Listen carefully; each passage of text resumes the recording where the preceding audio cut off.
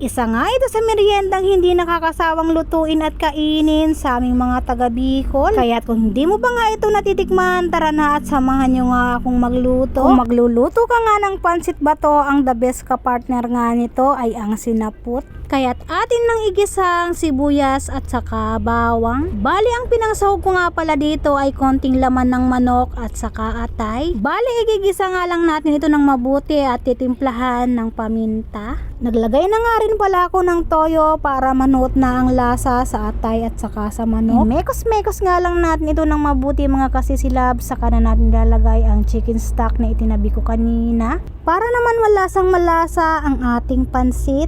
At naglagay na nga rin pala ako dito ng isang pirasong chicken cube para dito pa lang ay nanunuot na ang lasa sa sabaw. At nung kumukulo na nga ito ay saka ko naman inilagay ang 1/4 kilo ng pansit bato. Sinabay ko na nga rin palang ilagay ang mga gulay para sabay na nga itong maluto. Dahil 1 to 2 minutes nga ay luto na yan at ayaw ko nga ng overcook. Mas masarap kasing kainin ang pansit bato lalo na kapag ito ay hindi latang-lata. Dahil gusto ko nga sa pagkakaluto dito ay medyo tuyo nga lang. Pero may time naman na mas gusto ko nga ang masabaw, depende sa mood ko. At naglagay na nga rin pala ako dito ng spring onion. Optional nga lang po ito mga kasisilabs. Pwede naman po kayong hindi maglagay niyan. At syempre lalong sasarap yan mga kasisilabs kung papartneran nga natin ito ng sinapot. Kaya naman nung isang araw pa nga ako bumili ng saging na saba at dahil medyo hilaw pa nga ang tinda nila. Mas masarap kasing gawing sinapot lalo na kapag medyo hinog na nga ito. Fast forward, kinabukasan nga ay medyo hinog na nga ang saging na saba. At tamang tama nga naman na nagluto ako ng pansit bato kaya atin na nga itong ipapartner dito. Bali babalatan nga lang natin itong mga kasisilabs at hahatiin ko nga ito sa gitna. Hinahati ko nga ito sa gitna para nga mas mabilis itong maluto. Pero pwede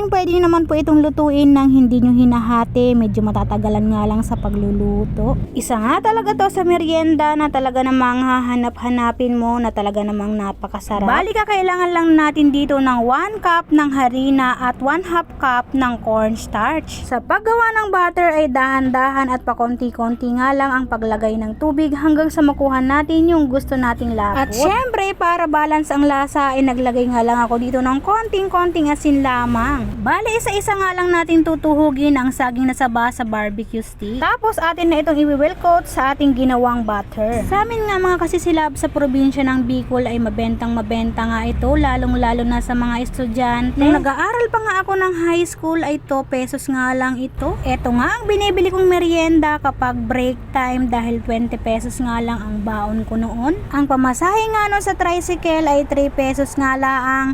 At sa halagang 5 pesos mo nga noon ay meron ka ng mabibiling masarap na ulam. Ang sarap nga balikan nung high school life mga kasisilabs dahil murang-mura nga lang yung mga bilihin compare sa ngayon. Habang nagwe-well coat nga pala ako mga kasisilabs ay nagpainit na nga ako ng mantika. Tapos saka ko na ito nilubog dito sa mainit na mantika. Antayin lang natin itong mag golden brown at ganun lang kadali, luto na nga yan. O diba mga kasisilabs, meron ka ng masarap at crunching sinapot. Kaya namang tamang-tama itong pang merienda at sa mainit na pansit. O tara, kain na tayo mga kasisilabs.